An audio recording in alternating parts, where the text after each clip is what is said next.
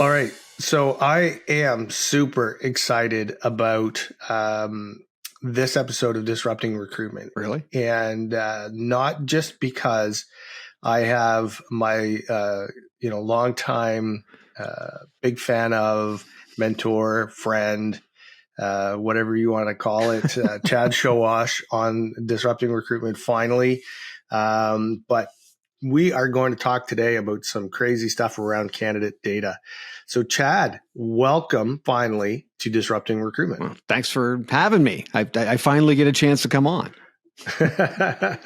Well, you got to earn a spot. That's a good right? spot. Yeah, good point. Good point. Not to mention I'm a little busy behind a mic as it is, but this is perfect. This is perfect. Yeah, I'm excited. So what sparked this actually is, I of course follow all of your stuff, you and Joel, and Joel's been very helpful with CandidateHub, and so have you. And I came across one of your shorts about candidate data and unlocking candidate data. And then, of course, I made that funny video where I said you quoted me. But maybe, I don't know.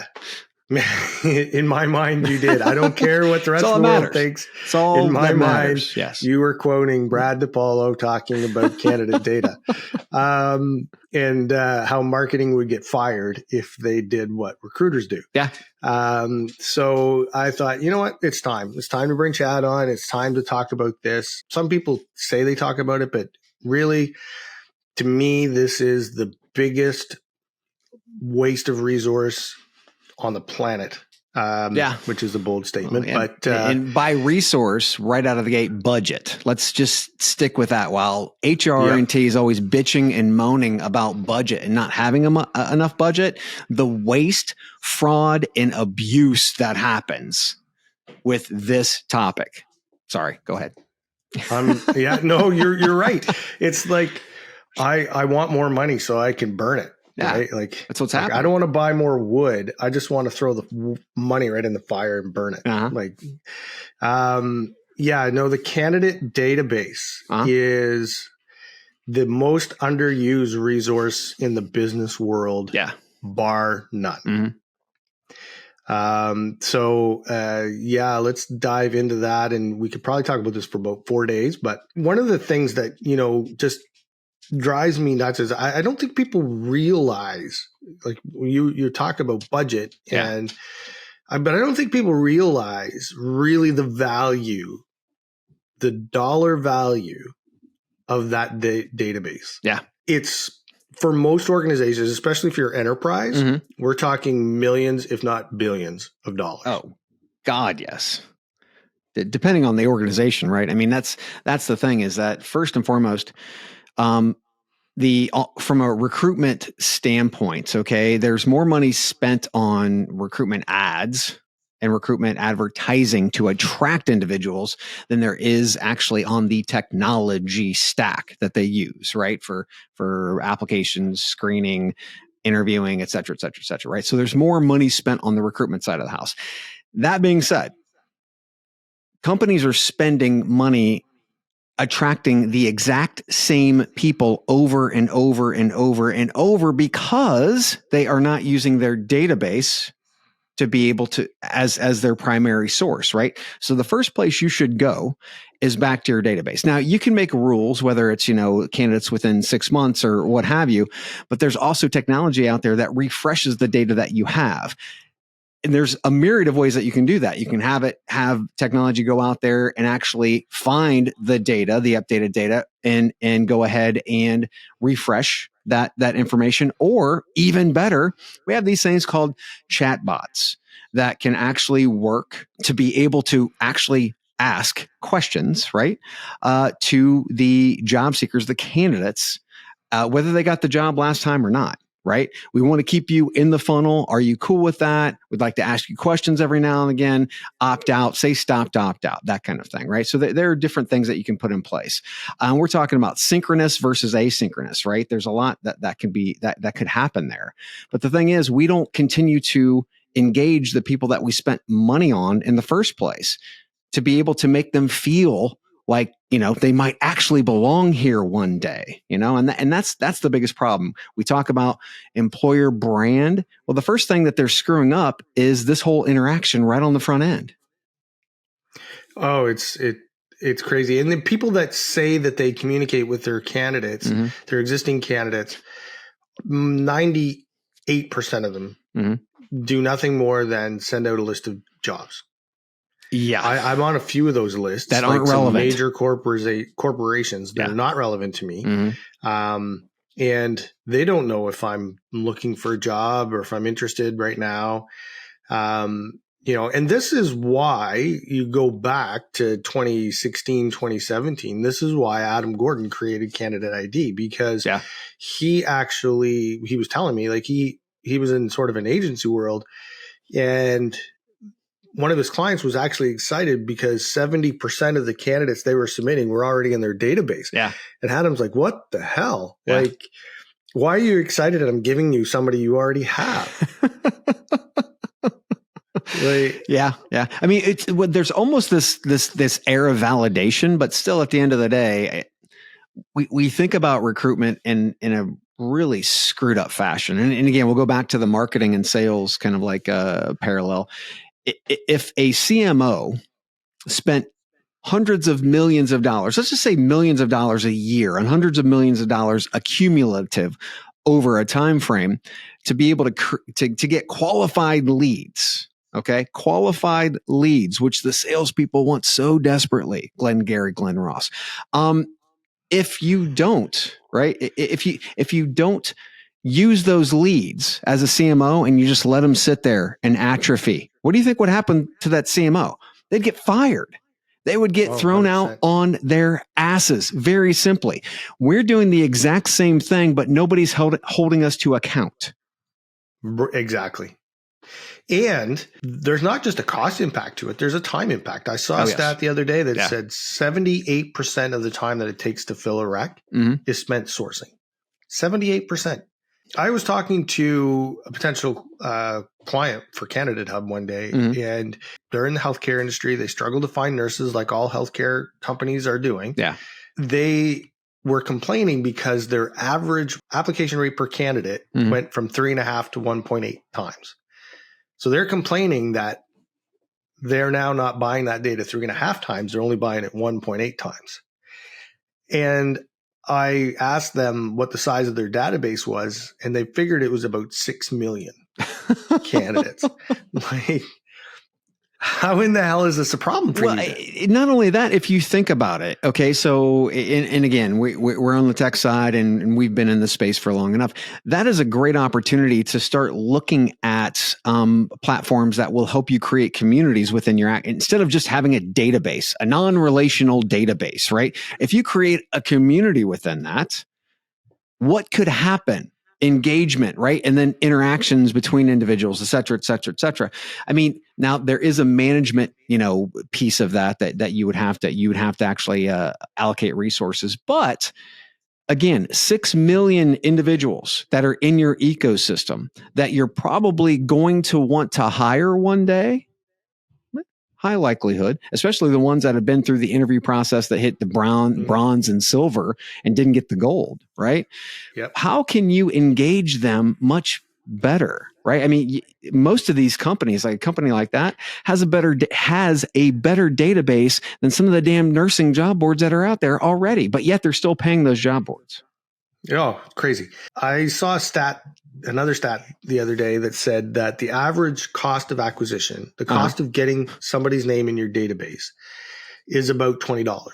Okay. And I actually saw a post from Jim Durbin the other day, our good friend Jim Durbin, that echoed that. So I'm going to start to believe that number is true. Roundabout. Okay. Really, it doesn't matter if it's true or not. Sure. But if that number is probably pretty close to accurate, if I have 50,000 candidates in my database, that's $1 million database. Yeah. Right. So imagine if I've got 1 million people or more in my database, like the cost of that data that is being wasted is unreal. Like it. Yeah. Well, we actually just saw, we were in Belgium for a show for the e-recruitment Congress with the House of HR, which is a huge organization over there. They have like 50 companies underneath the umbrella, staffing tech, that kind of tech. We were there, and text kernel, there was another presentation, and they were showing that they're using text kernel. And text kernel today can actually do what you're talking about. They can go in, they can take a look at your candidate database, they can analyze it, they can see what types of positions that those individuals are actually qualified for against your requirements, and they can tell you how much your database is worth. Wow. Yeah. So what we're talking about is actually available today in a tool, which is the beautiful part, helps us better understand the kind of asset, the pile of cash that we have already sitting in our corner that we're not using today. And then you throw a tool like CandidateHub on there to nurture those candidates. Exactly. Tell you who's engaging with you. And those that are most likely ready for a conversation, kind of like, sales SDRs and marketing do. Mm-hmm. These guys have been all over your website, and, these are your hot leads. It just doesn't make sense to me why we're doing it. And I think it goes back to just sort of, I remember when I was doing agency world, you'd present a rock star to a hiring manager and they'd say, this guy's perfect. Find me somebody else just like them so I can compare. It's like, well, that doesn't exist. It's that mentality that there's always somebody out there looking and I can find them. And I think recruiters have just become dependent on things like Indeed and LinkedIn because it's more up to date and they feel like the data is more relevant. But and then they're spending like $5,000 a head on LinkedIn recruiter licenses. Like it just the cost of sourcing versus actually just doing some traditional recruitment marketing and keeping your database up to date and nurturing those candidates and buying new ones when you need them. Like it's a fraction of the cost and a fraction of the time. And I just don't understand. I mean, you talk to a lot more people than I do. What's your sense on why are people doing this? Why are people still going back to buying more and more data? Why? It's routine, it's habit, it's dumb. It's just like when you get into the habit of, whatever bad habit that is, it's hard to break. Right? Even though it's a bad habit, smoking is a bad habit.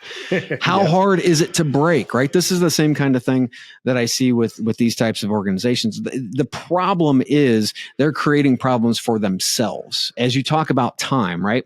And the thing that we don't do as well in talent acquisition is we're focused on time to hire, right? Cost to hire, but we don't take it forward to statistics that the C-suite actually cares about, right? So let's take a look at that time to hire, right? And if I could cut that. So what does it cost for a salesperson or a customer service or what have you, if that position is left open every single day? What does it cost per day, right? And then that it takes X amount, 30 days, 60 days, whatever it is, to actually get that person in the seat. Right? Then there's the onboarding, so on and so forth. We won't get too crazy about it. But what the cost is for that person allocated, right? Why don't we, instead of saying time to hire and cost per hire, we say negative impact on the bottom line. Our negative impact on the bottom line, because it's taking us X amount long, is this. That's why I need more budget to be able to go do what I need to do. Now, switching that back on talent acquisition, if you have the candidates already in your database, like you were saying, okay, you have an ability to know who's already gone through and been qualified for like positions or what have you. You can easily use a candidate hub to be able to ask those individuals and invite them to reapply for new positions first. Then if you know what the threshold is, you need, let's say, for instance, 10 qualified candidates to be able to fill the position. Let's just say that's what the number is hypothetically. If you meet that threshold within a certain amount of time, then you don't have to spend any money. It's already done and it's happened quicker, right? And that's just that's one corner that we've cut. There are so many other corners we can cut easily. The greatest advancement in recruitment technology is here. If you haven't seen Shazam yet, do yourself a favor. Their cutting-edge recruitment website tech is making clients across the globe more successful online. Shazam has taken the recruitment industry by storm due to the opportunities it creates and the problems it solves. If you do anything this week for your business, make sure it's booking a time to check out Shazam. Oh, absolutely. And it's crazy because the number of candidates that would be available and interested, it may still be, on your website looking at stuff, might still be, interested in your position. But if all you're doing is just sending them out like, oh, we have this job. Are you interested in applying? Oh, we have this job. Are you interested in applying? That's like, I use this quote all the time too. I was buying blue jeans for my son for Christmas, and I was this text this number to get a discount on your jeans. I'm like, sure, why not? I'll text this number, get a discount. And then every Tuesday for the next 3 weeks, I kept getting texts like 10% off jeans. Well, I'm not buying jeans now. I just bought them. Yeah. Right. And so I unsubscribed because what they were sending me was not relevant to me at the time. And so if all you're doing, there's a lot of value to go back to the database, but you have to do it properly, because if all you're doing is going back to your database and sending them, buy now, there's a large number of them that are just going to unsubscribe. And so you have to send them relevant information, and it's a process to nurture. And so, if you don't have the internal resources, then bring in an agency that knows how to do marketing automation, knows how to do recruitment marketing. You're still going to save thousands of dollars versus going out to LinkedIn and Indeed and job boards and all of these things, trying to buy that data over and over again. Yeah, no question. If you take a look at, and again, it's about relevance, but it's also about pushing the conversation forward. You're not just asking the same things over and over and over. If you know that you're switching to a different, from a tech standpoint, you're switching to Hadoop, right? You're on your way to moving that way. Can you go ahead and send a message to all of those individuals who were previously qualified? Ask them, hey, we've started to do X, Y, and Z with programming languages and so on and so forth. Are you currently, qualified in this language, et cetera, right? Two things happen there. First and foremost, you are providing them with relevant information about where you are going, right? And then you're asking them, hey, are you going in the same direction that we are? That's a conversation that is incredibly relevant. Not to mention, if I get something like that from a brand that I really know and care about, I might actually take a look at, okay, maybe I should take a look at that language, right? You can start to steer the market in some cases as well. These are things that we need to do and we have not done as employers to help the actual workforce understand where the hell we are going. Nobody knows. It's a black box. The problem is talent acquisition doesn't know where we're going. We have to be aligned with our business units to know where they are going and what they are doing. Sales standpoint, customer service, product, et cetera, et cetera, et cetera. I think we're so scared in talent acquisition to show our faults that we don't want to talk about any negativity around our own businesses. But people love solving problems and they love solving challenges. Yeah. And so, if you're communicating with your community, like I'm not saying blast this across, but all social media, but if you have a community and you're communicating with them about your wins, your losses, your challenges, you're creating a communication with them. And, if you go out to your community, instead of saying, here's a list of jobs we have, you go out saying, hey, listen, we're pivoting to this language. We need some experts in this language. Or, geez, we're really struggling in client acquisition. We're looking for some good client acquisition strategies, or whatever the challenge that you're trying to solve. And you talk about that at a real transparent level with potential candidates behind closed doors. Obviously, you're not going to blast on social media that, you're having sales problems, but, if you're having those conversations with candidates behind closed doors, that's going to create a lot more interesting conversation than just a blast of these are the jobs. Like we're hiring salespeople. Who gives a shit? right? Yeah. We're doing this, we're going in this direction, like you said, and we're looking for people who want to go in this direction with us. Do you know anybody, or are you up for the challenge, kind of thing? I think if we talk more about what we're trying to solve internally, we're going to get more people interested in trying to solve that problem for us. Yeah, I agree. Well, and that's the thing is it's about the environment and the culture that you actually set. And as a leader, you have to understand. I'm going to use a great example. You have to be more like OpenAI, right? And what OpenAI did was they put everything out there with ChatGPT, right? They said it could be flawed, it could be whatever, but this is what we're doing, right? This is what we're doing. They leapfrogged Google, Microsoft, all those huge companies because they were more transparent internally and externally, right? They didn't open up the full kimono, but they were more transparent. Now, why? Because they understood that the velocity of technology today, whether you're in a tech position or not, because every company is a tech company, whether you like it or not, every company is going to be a tech company. The velocity of tech is moving so quickly. You have to be out there and you have to be transparent and you have to be incredibly fluid with your platforms.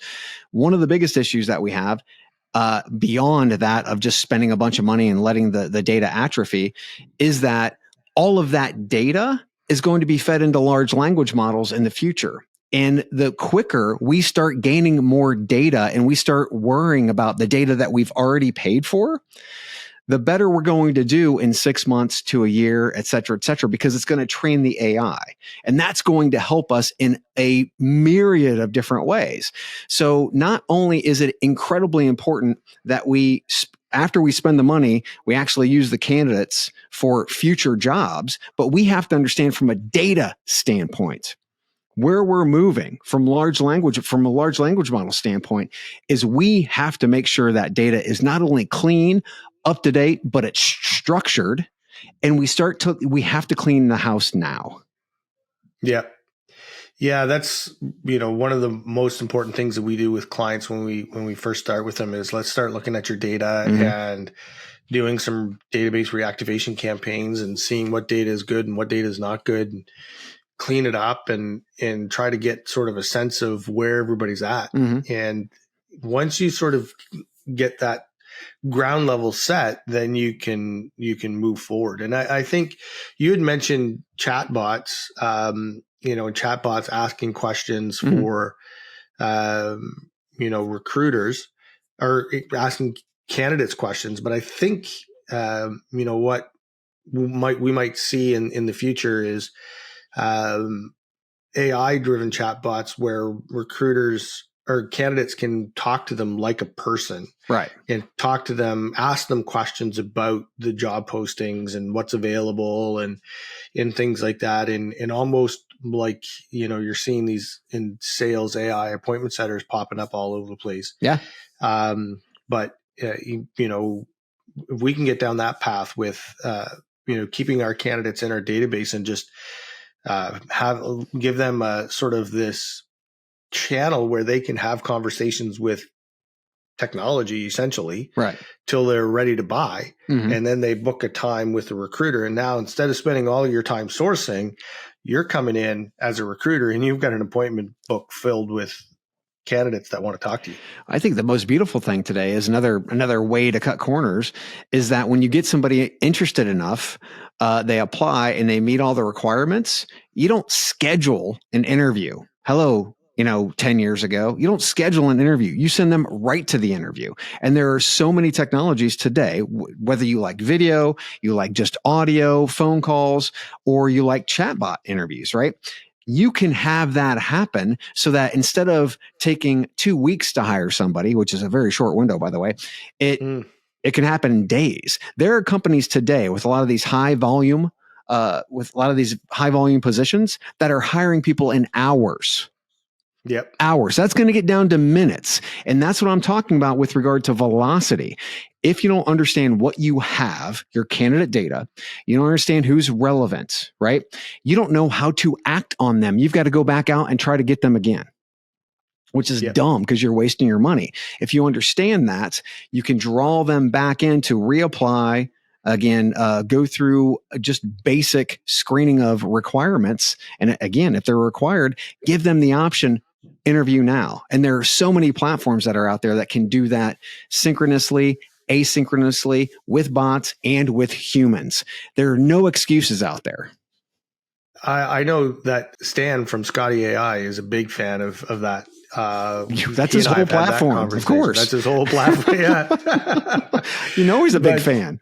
Yeah, but even before he went to Scotty, though, he was talking that way. Back even when he was with Smart Recruiters, he was talking that way. Like, voice dialers, like there's so much technology on the market right now that you can literally hire somebody without talking to them at all. Yeah, and depending on the position, it might be a good thing and it might be a bad thing, right? So that's the thing, is that everybody sees this as like, well, I can't do that with all of my positions. Well, no, you can't.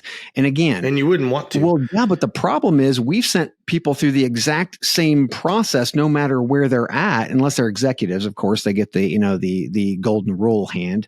But everybody else, for many cases, have to go through the same application process. Now, they might have different screening questions, but that's about it. You know what I mean?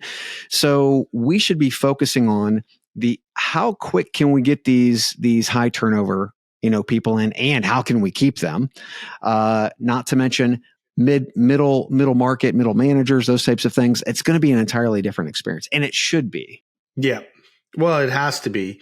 I remember hearing a story of a guy that applied for a CEO role that went through the interview process. Everything was great, and it got ghosted for like 3 months. Yeah. And then they sent him an offer like 3 months later, out of the blue, sent him an offer like 3 months later. Like, what the hell? This is your CEO you're trying to hire? Like, he obviously accepted something else after that. But I tell you what, if you're CEO, that's the job you want, so you can get in there and change it.